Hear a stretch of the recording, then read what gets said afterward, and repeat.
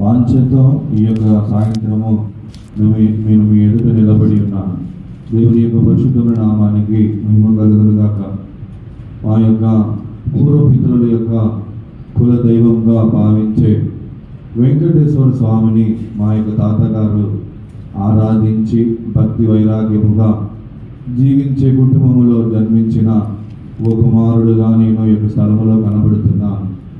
మా యొక్క తాతగారు ఆ యొక్క వెంకటేశ్వర స్వామిని ఆరాధించడానికి 18 సంవత్సరములు తాను మాల వేసుకొని ఆ యొక్క దానికి ఒక పూజారిగా గురువుగా ఆయన ఉండి ఇతరులకు మాల వేసేవాడు. అంత మాత్రం కాదు, మా యొక్క తాతగారికి ఇద్దరు కుమార్తెలు, ఇద్దరు కుమారులు. తన యొక్క ఆచారం అన్నది తన యొక్క కొడుకులు కూడా ఆచరించాలని మా యొక్క తండ్రి గారు కూడా ఈ యొక్క వెంకటేశ్వర స్వామిని కొన్ని సంవత్సరములను పూజించి ఆ యొక్క వస్త్రాలను ధరించి నిష్ఠగా బతికిన కుటుంబంలో జన్మించి ఉన్నాడు మా తండ్రి. ఆ యొక్క తండ్రికి జన్మించిన వ్యక్తిని నేను. దేవుని యొక్క పరిశుద్ధమైన నామానికి మహిమ కలుగును గాక. నా యొక్క చిన్న ప్రాయం నుంచే పుట్టుకతోనే నేను ఒక క్రైస్తవుడను. నేను ఎలాగ క్రైస్తవుడుగా మారి ఉన్నానంటే, మా యొక్క తండ్రి గారికి ఒక మగ సంతానం కలిగినట్లయితే ఆ యొక్క నిజమైన దేవుడు యేసని అనేకులు చెప్పుచున్నారు కదా. చెప్పిన మాట నిజమైతే నాకు ఒక మగ పిల్లవాడిని ఇవ్వాలని మా యొక్క తండ్రి గారు కోరుకుని ఉన్నారు. ఆ యొక్క సందర్భంలో 1997 సంవత్సరంలో మా యొక్క తల్లి గర్భములో ఉన్నప్పుడు ఈ యొక్క పెంతెకోస్తు యొక్క సంఘానికి మా యొక్క తల్లి గారు వచ్చి ఉన్నారు. ఆ యొక్క 1997 సంవత్సరంలో ఈ యొక్క సంఘానికి వచ్చిన మా యొక్క తల్లి కొన్ని సంవత్సరముల తర్వాత వారి యొక్క వివాహ నిమిత్తమై, ఆ యొక్క సొంత వ్యాపారం నిమిత్తమై ఆ యొక్క పాయికాపురం సింగినగర్ అనే స్థలం నుంచి పాయికాపురం అనే స్థలానికి వెళ్ళి ఉన్నారు. కొన్ని సంవత్సరాల తర్వాత ఈ యొక్క పెంతెకోస్తు యొక్క సహవాసం నుంచి మేము దూరం అయిపోయి ఉన్నాము. నా యొక్క చిన్న ప్రాయంలోనే నాకంటే మీరు చాలామంది ఈ యొక్క స్థలంలో మీ యొక్క పిల్లల కంటే నేను ఒక మోసమైన వ్యక్తిగానే జీవించా. ఒక మాయ చేసేవాడు గాను. నాకుండే కోపం ఎలా ఉంటుందంటే, నా యొక్క చిన్నతనంలోనే 4 తలకాయలు పగలగొట్టిన ఒక వ్యక్తిని. నా యొక్క 10వ తరగతిలో ఈ యొక్క సంభవం అనేది మా యొక్క తల్లిదండ్రులు కూడా తెలియదు. 10వ తరగతిలో కొన్ని గొడవల నిమిత్తము కూడా పోలీస్ స్టేషన్కి వెళ్ళవలసిన పరిస్థితి నాకు వచ్చి ఉన్నది. నేను ఎంత మూర్ఖుడిని అంటే, ఈ యొక్క భూమిలో నాకంటూ నన్ను మించింది ఎవరు ఉండరు అన్న యొక్క స్వభావంతో జీవించే ఒక వ్యక్తిని. నాలో అధికముగా గర్వం అనేది చాలా ఎక్కువ ఉంటుంది. మా యొక్క తల్లిదండ్రులు నాకు అడిగిన డబ్బు నా యొక్క చేతికి ఇచ్చేవాడు. నా జేబుల నిండా డబ్బే నా యొక్క చిన్నతనములో ఉండేది. నా యొక్క డబ్బును చూసి నా యొక్క స్నేహితులు నన్ను వెంబడించేవారు. ఎప్పుడు నా వెనకమాల ఒక 6 నుంచి ఒక 8 మంది నా యొక్క ఫ్రెండ్స్ ఉండేవారు. వీరు అనుకున్నాను, నన్ను చూసి, నా బలాన్ని చూసి, నా యొక్క సామర్థ్యాన్ని చూసి వీరు నా వెనకమాల వస్తున్నారనే నేను పలు సంవత్సరాలు తలంచి ఉన్నాను. కానీ కొన్ని దినములు గడిచిన తర్వాత వారు నన్ను చూసి కాదు, నా దగ్గర ఉండే డబ్బును చూసి వాళ్ళు నన్ను వెంబడిస్తున్నారని నేను గ్రహించుకొని ఉన్నాను. నేను అనేకమైన హిందూ దేవాలయానికి వెళ్ళేవాడిని, ఖురాన్ చదివిన ఒక వ్యక్తిని. ఎందుకు నేను ఖురాన్ యొక్క హిందూ దేవాలయానికి వెళ్ళి ఉన్నానంటే, ఈ యొక్క క్రైస్తవులు అనే వాళ్ళు వేషధారులు, పైకి మాత్రం భక్తి చూపిస్తారు, కానీ వాళ్ళు లోపల చేసేది ఎన్నో కుట్రలు కుతంత్రాలు చేస్తారు. ఇది సరి అయిన మతము కాదు. ఇది యొక్క మతం నిజమైన దేవుడు ఎవరు అని నేను పలు స్థలాలకు వెళ్ళి సందర్శించిన వ్యక్తిని. నా యొక్క స్కూల్ చదివే వయసులో నేను సెలవు వచ్చిందంటే నా యొక్క ఇంటిలో బ్రష్తో వెళ్ళే వ్యక్తిని నేను. సాయంత్రం రాత్రి 10, 11:30, 12 అయినా కానీ ఇంటికి తిరిగి వచ్చేవాడిని కాదు. నాకు మధ్యలో భోజనము అక్కడక్కడ జరిగి ఫంక్షన్స్లోకి వెళ్ళి నేను భోజనం చేసి నా యొక్క దినాలను నేను గడిపి ఉన్నాను. ఈ విధముగా నేను జీవించుచున్నప్పుడు పలు సందర్భాలలో నాకు వ్యాధి వచ్చి ఉన్నది. నా యొక్క వ్యాధి ఎలా అంటే, నా శరీరం అంతా ఒక ఎలర్జీ లాగా వచ్చేసింది. అంత మాత్రం కాదండి, నేను నా యొక్క చిన్న వయసులో 20 అడుగుల ఎత్తులో ఉండే చెట్టు నుంచి కింద పడిపోయిన ఒక వ్యక్తిని, ఒక డాబా మీద నుంచి కింద పడిపోయిన వ్యక్తిని, ఒక సందర్భంలో ఆడుకుంటూ ఉండటంగా ఒక కాలువలో పడిపోయి కొన్ని నిమిషాలు అలాగే ఉండిన ఒక వ్యక్తిని, ఎప్పుడో చనిపోయినవలసిన వారిని. ఒకసారి నేను ఇదే ఫైతంకి వచ్చేటప్పుడు బస్సులో నుంచి ఒక బస్సు యాక్సిడెంట్ నాకు జరిగింది. దేవుని యొక్క పరిశుద్ధమైన నామానికి మహిమ కలుగును గాక. నేను ఈ యొక్క సంఘానికి రావడానికి ముందు ఈ యొక్క సంఘములో ఉండి బయటకు వెళ్ళిపోయిన నామకార్థముగా ఒక సంఘాన్ని పెట్టుకున్న ఇండిపెండెంట్ సేవ చేసే వారి యొక్క సంఘానికి నేను వెళ్ళేవాడిని. ఇంట్లో మాత్రం ఒక భక్తిగా జీవించేవాడిని. ఇంట్లో నుంచి బైబిల్ తీసుకొని వెళ్ళి చర్చిలోకి వెళ్ళా కానీ చర్చిలో ఉండేవాడిని కాదు. నా యొక్క బైబిల్ చర్చిలో పెట్టి నా యొక్క ఆటల నిమిత్తము నేను బయటికి వచ్చేవాడిని. ఈ విధముగా ఉన్నప్పుడు ఒక దినం ఆ తల్లి ఆ యొక్క సంఘానికి వచ్చి చూసినప్పుడు అక్కడ లేని నన్ను ఈ ఫైతంకి చర్చికి వెళ్ళట్లేదు, వీడు ప్రార్థన చేయట్లేదు అని తెలుసుకొని ఉన్న చోటనే నన్ను బహుగా కొట్టింది నా తల్లి. నేను ఈరోజు ఇలాగున్నానంటే మా యొక్క తల్లిదండ్రులు చేసిన యొక్క ప్రార్థన. నా యొక్క తల్లి ఉదయమున ఆమె లెగటతోనే ఆమె కన్నీళ్లతో ప్రార్థన చేస్తుంది. ఆమె కన్నీళ్ళు అనేది నాకు ఒక ఇసుగు పుట్టిస్తుంది, నిద్రపోకుండా చేస్తుంది. ఈమె ఎప్పుడు ఏడుస్తూనే ఉంటుంది. ఈమె ఎందుకు ఇలా చేస్తుందని నేను ఒక రోజు ఏం చేశానంటే గమనించా. ఈమె ఏం చేస్తుంది, దేని గురించి ఏడుస్తుంది అనగా నా యొక్క జీవితం గురించి ఆమె ఏడ్చి ప్రార్థన చేయట నేను గమనించి ఉన్నాను. అంత మాత్రం కాదండి, నా చిన్న వయసులో నాకుండే దుర అలవాట్లు ఎటువంటివి అంటే అక్కడక్కడ తాగేసి పడేసిన సిగరెట్ నేను తాగి ఉన్నాను. ఇది నా కుటుంబీకులకు తెలియదు. మా ఇంటి ముందు లిక్కర్ షాప్ ఉండేది. ఆ షాప్లో ఉండే మందు తాగడానికి వచ్చిన వారు తాగేసి పడేసిన సీసాలో మిగిలిన మందు తాగిన వ్యక్తిని. దేవుని యొక్క పరిశుద్ధమైన నామానికి మహిమ కలుగును గాక. మా యొక్క తల్లిదండ్రుల ఆశ ఏంటంటే నేనేదో ఒక డబ్బు సంపాదించాలనో అనే యొక్క ఆశ ఎంత మాత్రం లేదండి. ఒక భక్తి కలిగిన వ్యక్తిగా, ఒక వ్యక్తిగా జీవించాలి అన్న ఉద్దేశంతోనే నన్ను పెంచి ఉన్నారు. దేవుని యొక్క అతి పరిశుద్ధమైన నామానికి మహిమ కలుగును గాక. నా యొక్క 11వ సంవత్సరంలో తిరిగి ఎప్పుడైతే 11 సంవత్సరాల తర్వాత విడిచిపెట్టిన యొక్క పెంతెకోస్తు సంఘానికి రావటం అనేది జరిగింది. ఈ యొక్క పెంతెకోస్తు సంఘానికి ఎలాగో వచ్చి ఉన్నానంటే మా ఇంటి పక్కన పోర్షన్లో ఒక యవనస్తుడు జీవించేవాడు.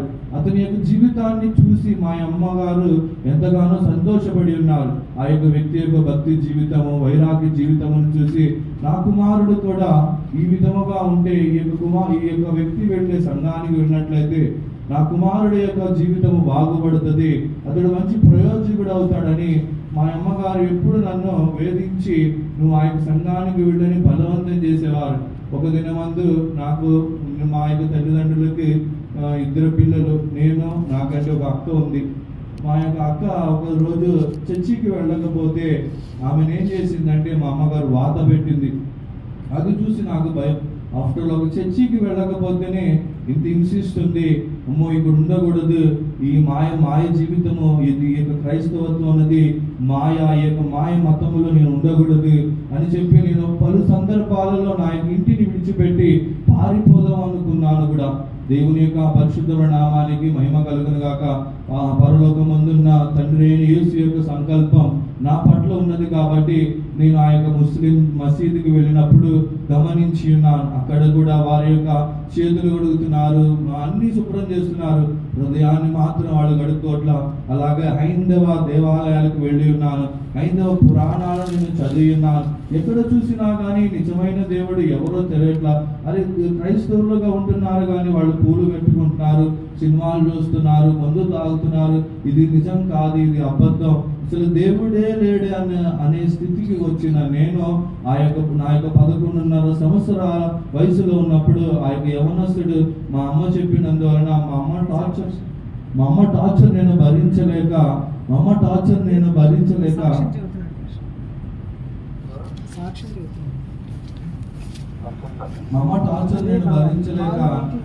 ఈమె కోసం అన్నా పోతాము అని నేను ఆ యొక్క 2009వ సంవత్సరంలో ఈ యొక్క పెంతెకోస్తు సంఘానికి సింగినగర్ అనే ఫేతం నేను వెళ్ళి ఉన్నా.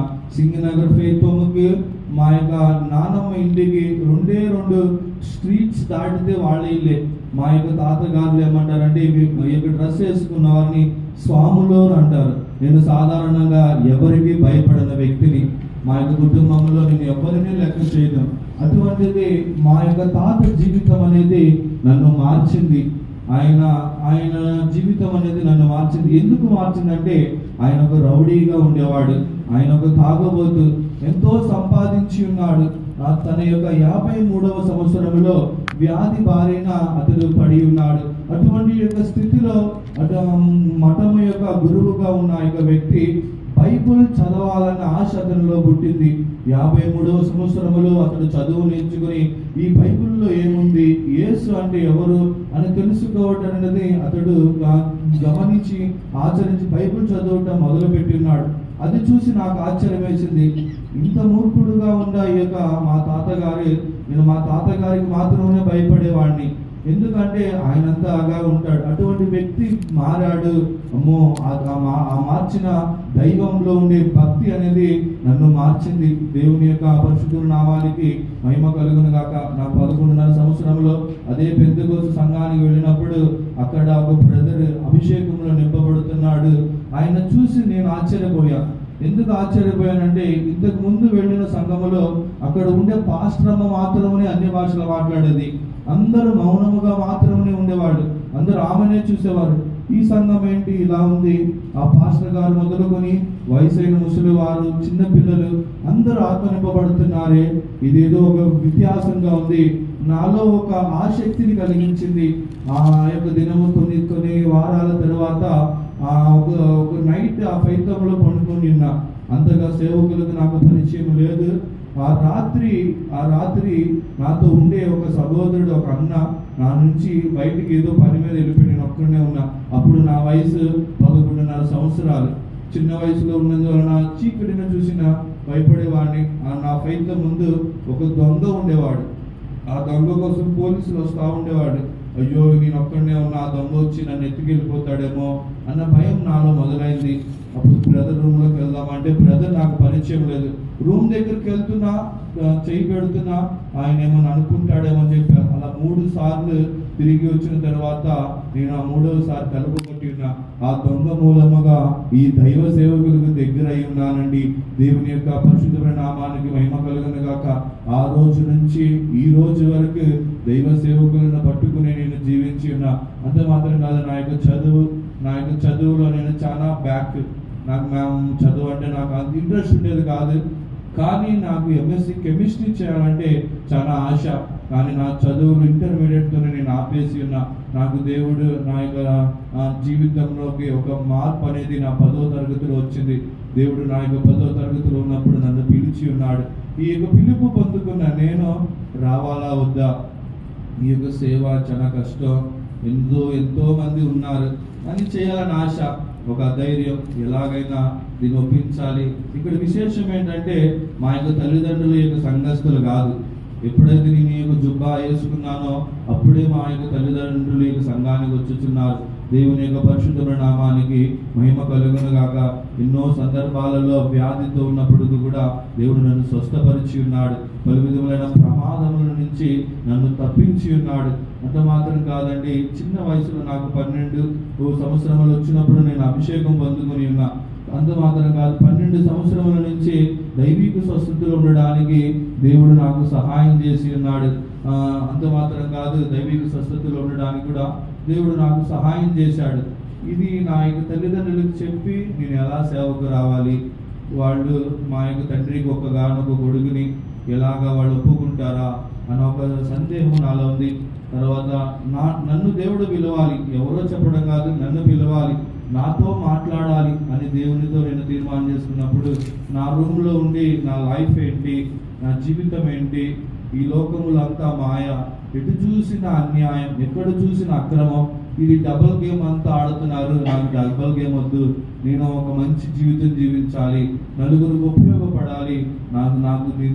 నీవు నాతో మాట్లాడితే నేను తప్ప నేను ముందుకు వస్తానని నా దేవునితో తీర్మానం చేసుకుని ఒకరోజు 3 రోజులు నేను ఉపవాసం ఉన్నా. నా చిన్న జీవితంలోనే ఒక వైరాగ్యంతో ఉండేవాడిని. ఆ యొక్క 3 రోజులు ఉపవాస ప్రార్థనలో నా గదిలో ఒంటరిగా ఉన్నప్పుడు నా కుటుంబ పరిస్థితులను చూసి ఎలాగా ఏంటి అనుకున్నప్పుడు దేవుడు నాతో ఒక మాట, ఒక స్వరం మాట్లాడి ఉన్నారు. You are my servant, you are my servant, you are my servant అంటే 3 సార్లు నీవు నా సేవకుడవు, నీవు నా సేవకుడవు అని మాట్లాడి ఉన్నారు. దేవుని యొక్క పరిశుద్ధమైన నామానికి మహిమ కలుగునుగాక. తర్వాత నా యొక్క జీవితంలో బాప్తీసం తీసుకోవడానికి కూడా దేవుడే నాకు సహాయం చేసి ఉన్నాడు. బాప్తీసంలో కూడా తీసుకోవడానికి నాకు కృప అనుగ్రహించి ఉన్నాడు. 2018 సంవత్సరమునకు ఈ ఘనమైన సేవకు రావడానికి సహాయం చేసి ఉన్నాడు. చిన్నప్పటి నుంచే ఫెయిత్వంలో పెరిగిన ఒక వ్యక్తిని, ఈ యొక్క ఫెయిత్వంలో సేవకులను చూసి నాకు ఒక ఆశ ఉండేది. ఎలాగైనా నేను ఆ యొక్క సేవకుల వస్త్రాలు ధరించుకోవాలి.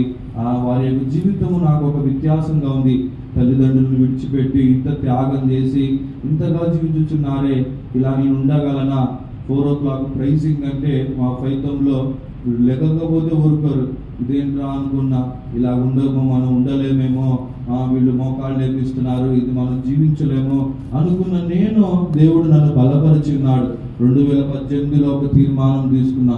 దేవుడు నాతో మాట్లాడిన తర్వాత ఈ ఘనమైన సేవకు నేను రావడం అనేది జరిగింది. 2.5 సంవత్సరములు ఈ యొక్క పెద్దగోస్తు సంఘం హెడ్ క్వార్టర్లో ట్రైనింగ్ తీసుకున్నాం. అప్పటి తర్వాత నేను ఈ సికింద్రాబాద్ సెంటర్కి 20లో లాక్డౌన్, ఫస్ట్ లాక్డౌన్లో ఇక్కడికి వచ్చి ఉన్నా. ఇక్కడికి రావడానికి నాకు ఎంత మాత్రం ఇష్టం లేదండి. ఎందుకంటే నేను మాట్లాడే భాష ప్రాంతానికి నేను పోవద్దు అన్న ఒక తలపు నాలో ఉంది.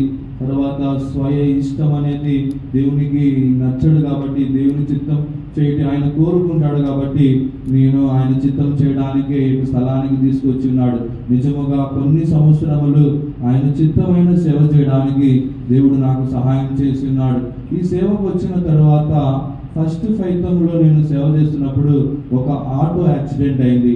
ఆటో యాక్సిడెంట్ ఎలాగైందంటే, వెనక మన నుంచి వచ్చిన కారు ఆటోని గుద్దినప్పుడు అది 2 ఫల్టీలు పడింది. యాక్చువల్గా ఆ స్పాట్లో చనిపోవాలి. దేవుడు నన్ను బతికిచ్చాడు. అంత మాత్రం కాదు, ఇంకొక ఫైతంలో పని చేస్తూ ఉండగా రేకులు తీస్తూ ఉండ, నాకు తెలియకుండానే పైనుంచి అలాగే ఆ రేకు క్రాక్ వచ్చింది. ఆ రేకుల నుంచి కిందకి వెళ్ళిపోయా.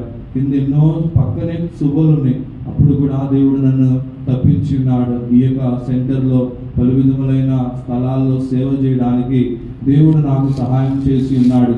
ఇంకా నాకు ఈ యొక్క సెంటర్లో మంచి విశ్వాసాలు పరిచయం అయి ఉన్నారు.